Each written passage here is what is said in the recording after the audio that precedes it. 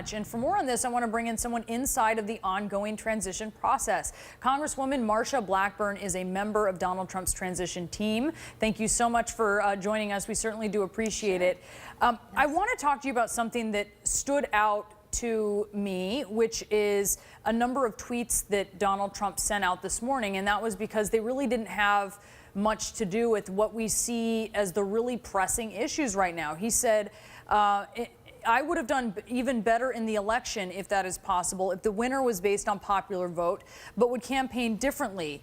He also said, I have not heard any of the pundits or commentators discussing the fact that I spent far less money on the win than Hillary Clinton on the loss. He won.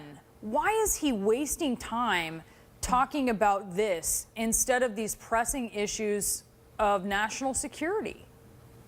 I think Mr. Trump is doing what many of us do as we do a look back after a race, and especially a competitive race, and you look at the press that has been the follow-on and everyone's assessment and analysis, and then you kind of weigh in on it.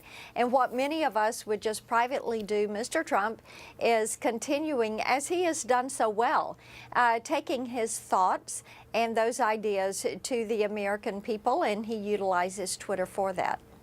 It doesn't project necessarily security, the idea that he is really secure in his win and can just let this go. What message does that send to foreign countries, be that allies, be that foes, when leaders there are thinking about how they're going to be dealing with Donald Trump, how they might be trying to get under his skin?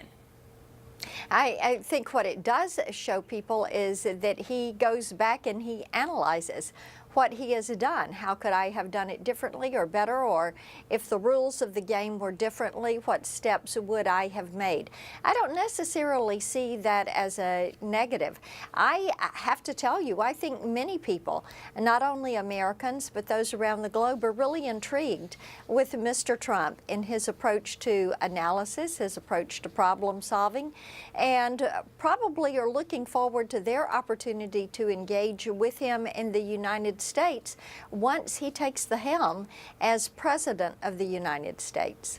You've won many an election, so maybe you can answer this question from that perspective. I mean, once you win, don't you say, I won, that's great, I'm moving on, what is my focus ahead? I can't imagine, Congresswoman, that you have made excuses for why you won when you've won an election. I wouldn't look at it like that. I think that someone like me, who has run campaigns and been a campaign chair and a party chairman, things of that nature, you always take time to go back and you look at vote totals and you see where you were strong and you see where you were less strong. At the same time, what you're doing is putting your focus on your next steps, what you're going to accomplish with the opportunity that you've given. You know, my team and I are already hard at work on the legislation that we're going to be filing on January 3rd. We're already hard at work looking at our committee work for next year, looking at what the House is going to do as we move forward to repeal and put in place affordable patient-centered health care and message that to the American people every single step of the way. So yes, you conduct your analysis, you think out loud with people that are close to you, and then you also are planning those next steps. And I quite frankly think that's a very healthy and holistic way to approach it. We have been told today, Congresswoman, that Donald Trump received his presidential daily briefing, you know, for getting that every day and just for getting information through some of his advisors. He's met in person with his national security advisor, Michael Flynn. That's significant because he went down to Florida to do this. You look at those things and you've heard this criticism about him not getting enough briefings. What do you make of these developments today? I'm pleased to see the focus on our nation's security. The two top issues in this election cycle were the nation's security and jobs and economic security.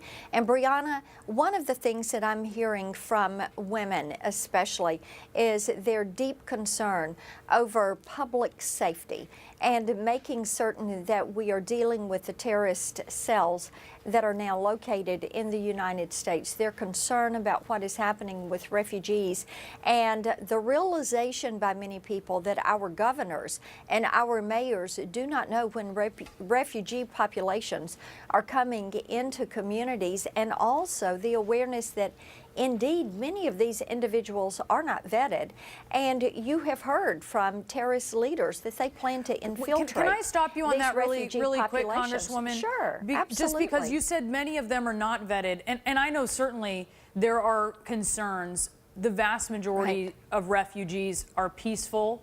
There are many people who argue that there are risks when you open yourself up to people coming into the country. But you say they're not vetted, and yet I've gone through the process, and it's pretty extensive, the vetting process for how many different government agencies, the Department of Homeland Security, and you're saying, what is that being sidestepped? Yeah, Brianna, let me ask you a question.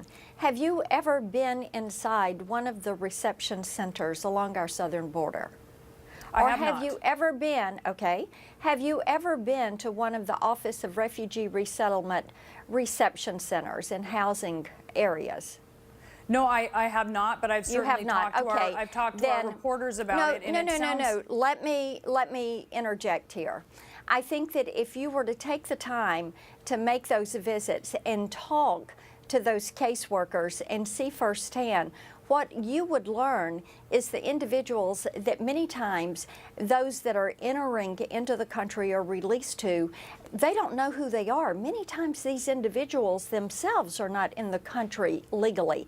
And then there is no way to keep track of those that are coming in. Now, when you have an area such as we have many of the areas in the Middle East where you do not have the appropriate government structure that can vouch for an individual to say that they are who they really are, or where they're from, or but there's properly actually, vet but them. I do know this because as a news organization, we've looked into this process, and when there is someone and they don't know who they are or where they are coming from, they don't let them in. There's a process to make sure. We've covered a number of immigrant stories, but you have to admit there is not certainty and there's not specificity into that process. I mean, where are you seeing that specifically being a problem? Because as we've reported out, we haven't seen that. Well, I would encourage you to visit, to go in and look at the Office of Refugee Resettlement, to look at the lack of reporting that they have done back to Congress on their agency. I would encourage you to go to one of the reception centers along the southern border. They go through the FBI, they go through a number of these agencies. And they can only deal with what they are given with. They cannot tell you that that individual is who they claim to be many times. And that is why, until we have a little bit more specificity and some certainty in this process, this is why we're hearing from mayors and governors, and it's not a partisan issue. Cases, and then you I want to understand, because I think a lot of people are very fearful of this. Do you know do you know of specific instances where people are completely bypassing what is actually a quite labyrinth process for getting into the country? I mean, are you aware of specific incidents? I would encourage you to look at the Office of Refugee Resettlement. You're talking about, and then I would encourage you to go and look at some of the reception centers and talk with some of the caseworkers. And I think that would probably broaden your. My question is, are you aware of I mean, I can go to these centers and look at this, but are you aware of instances where people are just being allowed right into the U.S., even though they can't make it through what is quite a complicated approval? There is a vetting system. There is a strong vetting system. And every time I've asked someone associated and because this is a real fear for so many Americans, I've asked people associated with the Trump campaign and the Trump transition, and I've asked them, okay, well, what's going to change? And they don't describe any change from what we already have. They just make it sound like there isn't any sort of vetting process when there actually is.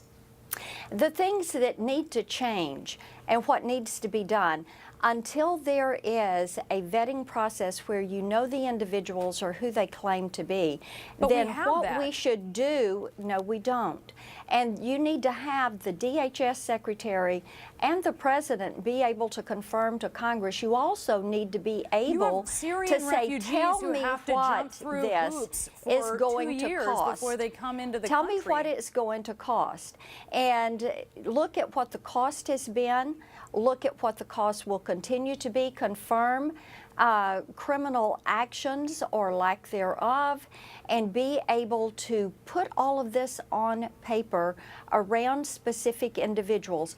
Are there But those they who are have that. coming But into the Congresswoman- country Congresswoman, they have that. who deserve? There are some they who have come that. through, Brianna. They have that. They know they go through the process of looking For many individuals, yes, you are correct.